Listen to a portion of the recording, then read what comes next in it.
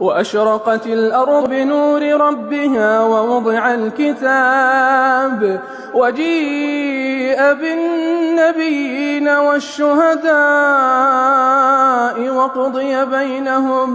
وقضي بينهم بالحق وهم لا يظلمون ووفيت كل نفس ما عملت وهو أعلم بما يفعلون. وسيق الذين